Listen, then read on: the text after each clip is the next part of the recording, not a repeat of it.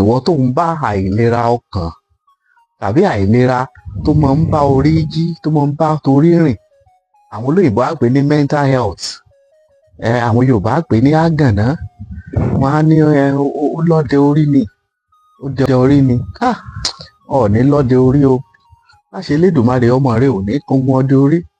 Gbogbo ẹ̀yin tó sì ti rí náà tó ti ń bá yí tẹ̀ ń wọ́nà àbáyọ, Olódùmarè ó gbà yín, yóò ṣọ̀nà àbáyọ fún yín. Báwo lo ṣe lè lo èso làpálàpá yìí láti ṣẹ́gun ọdẹ orí? Ìwọ wá èso làpálàpá díẹ̀, ìwọ wá púpọ̀ díẹ̀, fi sínú agbada kó fodidi atare kan sí. Tó bá ti fodidi atare kan sí, wàá máa jó wọ́n yìí dé o.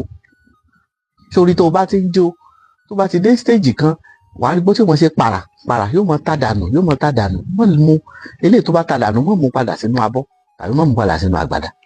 Ìwọ̀nba tó bá kù tó bá dé irú, òun ló nílò.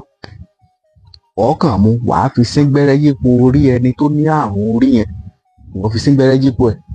Eléyìí tó wá kù, dà sínú àdín ẹ̀yàn, mọ̀ fi àdín ẹ̀yàn pa orí yẹn lẹ́yìn ọjọ́ kẹta tó ti sìn. Tó bá ti sìn ní gbẹ́rẹ́ báyìí lónìí, mọ̀ wẹ orí yẹn lọ́la, ó dọ̀tún lákọ̀ tó wẹ orí yẹn. Tó bá ti wá fọ orí yẹn tán, wàá máa fi àdín ẹ̀yàn yẹn rá. Lágbára Ọlọ́run, ara rẹ̀ ó sì palẹ̀. Ó fẹ́ pè mí ní bàbá ẹ dákun ẹ ràn wá lọ́wọ́ sí, pè mí sí nọ́mbà yìí 090 65 63 61 84. Ìlú Ọ̀kíní la wà l'Óṣogbo. Tó o bá ti dé junction Òkèdè àkọ́kọ́, ìwọ kọ́kadà kan lọ́pọ̀ àti iléeṣẹ́ Deoyfem Global Ventures.